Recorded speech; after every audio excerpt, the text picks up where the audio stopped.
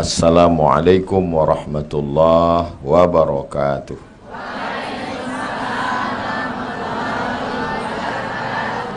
Alhamdulillah, Allahumma salli ala Sayyidina Muhammad wa ala ali Sayyidina Muhammad.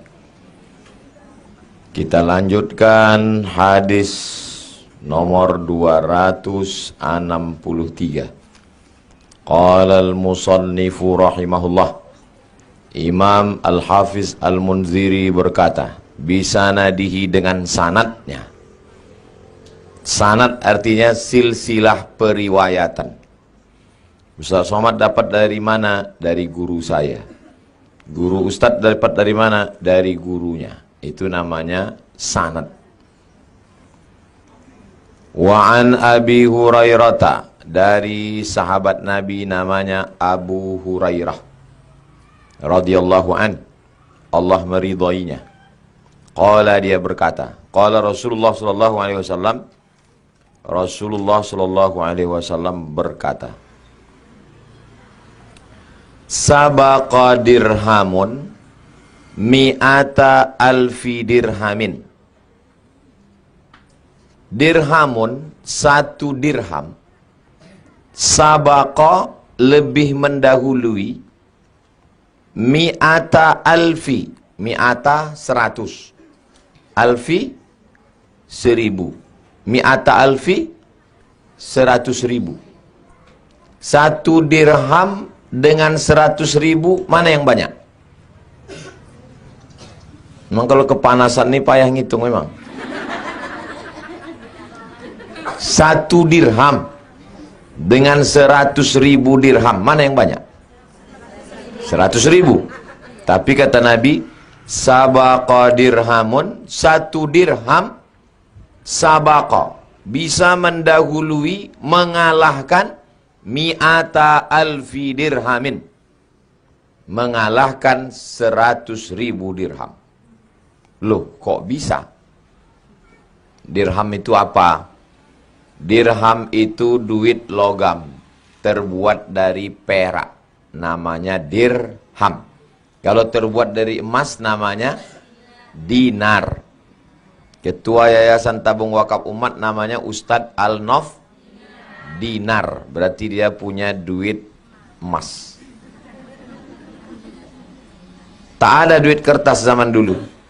Duit kertas yang pertama kali membuat Amerika, karena takut emas dipakai rusak. Alat tukar itu berubah jadi kertas sejak Amerika punya. Dulu pakai barter. Asam di gunung, garam di laut. Orang gunung tak punya garam. Macam mana kita mau beli ikan? Saya orang gunung bertanam ubi. Pergi ke pantai beli ikan. Tak ada duit. Maka pakai cara barter. Lalu kemudian berkembang teknologi pakai duit. Duit emas namanya dinar. Sekeping duit dinar itu beratnya 4,25 gram. Ingat tuh. 4,25, 4,25, 4,25, 4,25. Siapa yang punya 20 keping? Siapa yang punya 20 keping? Wajib zakat 2,5%. 4,25 kali 20 keping. Berapa? 85 gram. Itulah asal nisab zakat. Siapa yang punya pendapatan 85 gram dalam 1 tahun, kena zakat 2,5%. Jamaah bingung. Dari mana dapat 85 gram? Zaman Nabi kan tak ada gram-gram. Ternyata digali tanah-tanah itu, ketemu duit dinar. Ditimbang, satu kepingnya 4,25 gram. Kali 20 keping, sama dengan 85 gram. Sekarang tak pakai emas, diduitkan. 85 gram emas itu sekarang kalau dirupiahkan, 1 gram 1 juta, 85 gram berarti 85 juta. Ibu yang berpenghasilan setahun 70 juta, kena apa tidak? Tak kena, karena di bawah 85. Kalau penghasilannya 87, kena, karena di atas 85. Dari mana datang angka 85? Dari 4,25 kali 20. Ingat baik-baik, ini nanti keluar dalam UAS ujian akhir semester. Itu dinar. Kalau dirham, satu keping duit dirham itu 2,957. Kalau payah ngingatnya 3 gram. Satu dirham 3 gram. Berapakah satu keping dirham itu sekarang? 1 gram perak. Saya tanya sama tukang cincin. Berapa 1 gram perak? 70.000. Satu keping itu 3 gram. Berarti satu keping berapa kalau dirupiahkan? 210.000. Beda sama dinar. Kalau satu keping dinar 4,25. Berarti kalau dirupiahkan 4.250.000. Ini berefek kalau salah hitung waktu menimbang rambut anak. Anak lahir, dicukur rambutnya, ditimbang, bersedekah seberat dinar apa seberat dirham? Jangan salah dengar. Seberat dinar Pak Ustadz. Lahir anak tuh gondrong. Ya kalau rambutnya tipis. Rambutnya panjang. Kalau dinar emas. Kalau dirham perak. Nah, dalam hadis ini yang disebut dirham apa dinar? Dirham. Katanya 1 dirham mengalahkan 100.000 dirham. Kok bisa? Ini penjelasannya. Wa kaifa dzalika ya Rasulullah? Bagaimana itu bisa terjadi ya Rasulullah? Sahabat pun bingung, sahabat bertanya. Bagaimana itu bisa terjadi? Qala Rasulullah menjawab, rajulun lahu malun katsirun. Ada orang yang punya harta banyak, kasir banyak. Akhadha min urdihi mi'ata alfi dirham. Diambilnya dari hartanya itu 100.000 dirham. Tasaddaqa biha, bersedekah dia. Dia memang orang kaya, duit dia banyak. Dibukanya petinya, diambilnya 100.000 dirham. Sedekah dia. Tapi ada rajulun laisa lahu illa dirhamani. Ada seorang, dia tak kaya, dia cuma punya duit 2 dirham. Fa'akhadha ahadahuma, diambilnya 1 dirham, fatasaddaqa bihi, diambilnya 1 dirham dia sedekah, yang 1 dirham lagi untuk makan. Mana yang lebih banyak? Yang 1 dirham atau 100.000? Nyambung atau tak nyambung? Paham atau tak paham? Satu orang santri, kau paham jelaskan dulu. Satu orang. Kenapa yang 1 dirham itu lebih banyak daripada 100.000 dirham? Kenapa 1 dirham itu mendahului, mengalahkan 100.000 dirham? Nah, ceritakan dulu biar didengar ibu-ibu ini. Jelaskan dulu detailnya, cemana ceritanya. Cemana ceritanya?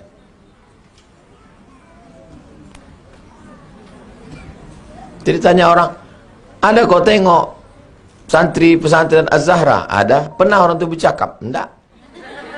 Diam aja, diam aja. Orang ibu-ibu ini mau dengar juga.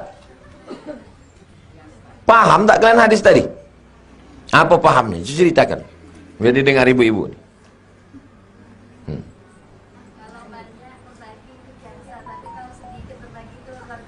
Kalau banyak berbagi, biasa. Orang kaya, 1 peti duit dia, diambilnya 100.000. Biasa. Tapi ada orang cuman punya 2 keping, sekeping untuk makan dia, sekeping dibagi. Itu luar biasa. Paham ibu penjelasan dia? Pak, kata ibu lebih paham pula kami dia daripada Ustaz lagi.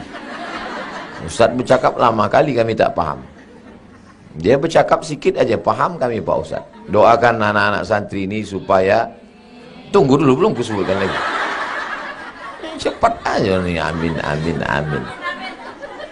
Supaya mereka hafal Quran, paham Quran. Nah, itu. Jadi kalau ada orang kaya bersedekah banyak itu biasa. Tapi kalau ada orang duitnya 10.000, 5.000 bersedekah, 5.000 untuk lontong sayur pagi, luar biasa. Saya tinggal di asrama waktu di Mesir. Asrama ini kamarnya 3. Kamar yang depan nih saya dengan Ustadz Misran. Kenal Ustadz Misran? Pimpinan Pondok Pesantren Aufia di Rumbai. Kamar yang satu lagi orang Jawa sama Ustadz Muhammad Abdi, anak Buya Bahtiar Daud. Yang kamar satu lagi orang Moro Filipina, namanya Asnawi, sama orang Thailand. Jadi satu rumah tuh 4 negara kan. Jadi saya jadwal masak hari itu. Saya buka buku belanja, saya tengok tinggal 10 pon lagi. 10 pon itu sekitar 50.000 rupiah. Alhamdulillah 10 pon. Mau beli beras sore. Sore pas saya mau masak, saya buka buku tuh. Tak ada duit tuh lagi. Mengadu saya ke Ustadz Misran. Dia ketua rumah. Bang, dia angkatan 94, saya 98. Bang, aku mau masak, duit tak ada. Apa mau kita beli? Tadi siang nampak aku masih ada 10 pon. Kata dia, aku pinjamkan sama orang. Kenapa bang pinjamkan? Makan apa kita? Kita masih ada makruna. Makruna itu mie Spanyol yang besar-besar macam usus ayam. Kita di lemari masih ada makruna. Kawan kita itu tak ada sama sekali. Lama saya terdiam. Akhirnya kami masaklah makruna itu, tak makan nasi. Mereka udah lama di Mesir, makan gandum itu biasa. Saya kalau tak makan nasi tak bisa. Saya kalau makan gandum tuh perut saya kenyang, tapi otak saya tak bisa bekerja. Tak biasa. Dari kecil makan nasi. Ibu kalau anak-anak ini kalau bisa jangan dibiasakan makan nasi. Supaya nanti kalau dia kuliah ke Eropa, ke Arab, dia biasa makan roti. Biasakan makan roti. Kalau mau tak mau keluar banyak duit, biasakan makan rumput.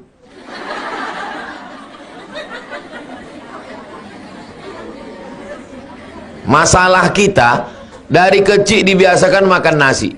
Pagi nasi, siang nasi, malam nasi. Makan mie pun pakai nasi. Tiba-tiba setelah kita tua, dilarang makan nasi. Boleh makan nasi. Jumpa saya sama sepupu saya. Saya kasih sotong, tak mau. Saya kasih udang, tak mau. Saya kasih kepiting, kata dia kolesterol. Saya bilang dulu kita waktu kecil, makan udang kecil pun payah. Sekarang udah ada duit, makan udang besar nih, kenapa tak dimakan? Kolesterol.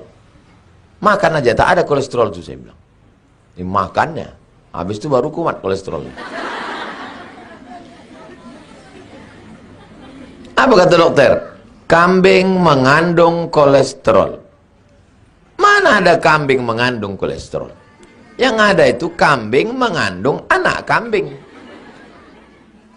Sekolah sampai S1 tuh 14 semester. Diajarkanlah pula kambing mengandung pembodohan.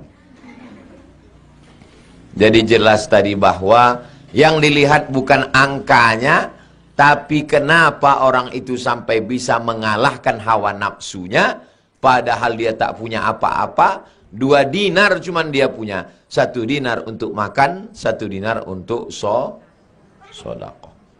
Itulah yang hebat, luar biasa. Mudah-mudahan ibu termasuk orang yang bisa mengalahkan hawa nafsu. Amin. Ibu kalau punya banyak duit, amin. Dari bunyi aminnya macam tak yakin. Ibu kalau punya banyak duit, ibu mesti pikirkan untuk akhirat. Karena kalau tak berpikir untuk akhirat, nanti duitnya akan dipikirkan untuk beli tas baru, baju baru, mobil baru, branded. Apalagi sekarang orang semuanya flexing. Yang ditonton bini artis, anak artis, cucu artis, oma artis, nenek artis. Maka kepala kita ini mesti dipikirkan untuk agama. Kepala saya ini sekarang berpikir cemana masjid selesai, cemana asrama selesai, supaya pindah dari sini ke masjid, pengajian sore tak panas-panas lagi. Udah 3 tahun dah kita udah ngaji sini. Mudah-mudahan 2024 ini selesai, pindah kita ke masjid. Karena kalau tak gitu kepala saya ini berpikir macam-macam tentang dunia. Fa'idha faraghta fansob. Kalau selesai dari satu masalah, fansob, cari masalah yang baru. Tapi masalah agama, jangan masalah dunia ini. Kalau dunia ini tak pernah selesai dunia ini. Kapanlah selesainya masalah dunia ini Pak Ustadz? Kiamat. Baru selesai masalah dunia ini. Mana pernah selesai masalah dunia ini? Saya Pak Ustadz nantilah ikut pengajian kalau udah selesai masalah. Sekarang anak saya sekolah. Nanti insya Allah kalau dia kuliah selesai masalah. Pas kuliah dia makin besar masalah, biaya kuliah makin tinggi. Nantilah Pak Ustadz kalau dia udah nikah selesai, biaya nikah sewa hotel lagi. Nantilah kalau udah punya anak selesai nih Pak Ustadz. Rupanya anak itu menikah, punya anak, bertambah pula beban kita. Dititipkannya pula anaknya itu ke kita. Betul tak yang saya cakapkan? Nah, mengaku semua orang nih. Jangan pernah kalian pikir masalah ini selesai. Kalian yang santri ngapal Quran. Kalian pikir, ini aku susah di pondok ini. Nanti kalau tamat, tanyalah ibu-ibu nih. Dunia ini bukan makin tua kita, bukan makin hilang masalah. Makin banyak masalah. Ya kan Bu? Ya. Tengok. Kalian cuman yang kalian pikirkan makan kalian. Itu pun dan dimasakkan. Tapi kalau udah ibu nih ya, makan laki lagi. Makan anak lagi. Dibuatkan teh katanya kurang manis. Ditambah gula katanya terlalu kemanisan. Mau dibuangkan takut mubazir. Mau dikasihkan ke dia mukanya macam jeruk purut dipijak gajah. Kan pikir enak hidup ini. Kok gitu mati aja lah Pak Ustadz. Jangan. Tak boleh kita pilih mati. Hidup ini indah bagi siapa yang menikmatinya. Kenikmatan itu bukan masa lalu. Masa lalu sudah lewat. Bukan pula masa akan datang. Masa akan datang kita tak tahu. Nikmatilah yang ada sekarang. Banyak orang tak bersyukur karena terlalu melihat masa lalu dan terlalu melihat masa depan. Maka syukuri aja yang ada sekarang. Alhamdulillahirabbil alamin. Mudah-mudahan kita menjadi hamba Allah yang bersyukur. Ustadz tu bilang bersyukur. Dia waktu dengar tu mengantuk. Pas pulang ditanya lakinya, apa kata Ustadz Somad tadi? Marilah kita menjadi hamba Allah yang bersyukur. Itulah akibat mengaji sambil mengantuk. Makanya kalau dengar pengajian, kalau dengar, kalau tidur. Jangan antara tidur sama jaga. Saya tak pernah marah sama jamaah yang tidur. Karena kalau jamaah itu tidur, itu artinya pengajian itu sudah masuk ke lubuk hati yang paling dalam.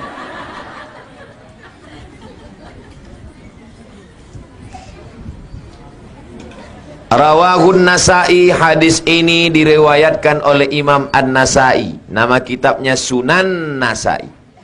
Wa sahhahahu Ibnu Khuzaimah. Hadis ini dinyatakan sahih oleh Imam Ibnu Khuzaimah. Wa Ibnu Hibban. Hadis ini dinyatakan sahih oleh Imam Ibnu Hibban. Wal Hakim. Hadis ini dinyatakan sahih oleh Imam Hakim. 3 imam menyatakannya sahih. Ibnu Khuzaimah, Ibnu Hibban, dan Al Hakim. Jangan ragu, hadis ini hadis sahih. Nanti kalau ada ustadz yang menyampaikan hadis, tanya dia, Ustadz, mohon maaf ya, ini hadisnya sahih, hasan, dhaif, maudhu. Kok ngetes-ngetes saya? Saya bukan ngetes, mau nanya aja Pak Ustadz. Ustadz bisa jawab apa enggak? Ngetes lah itu kata dia.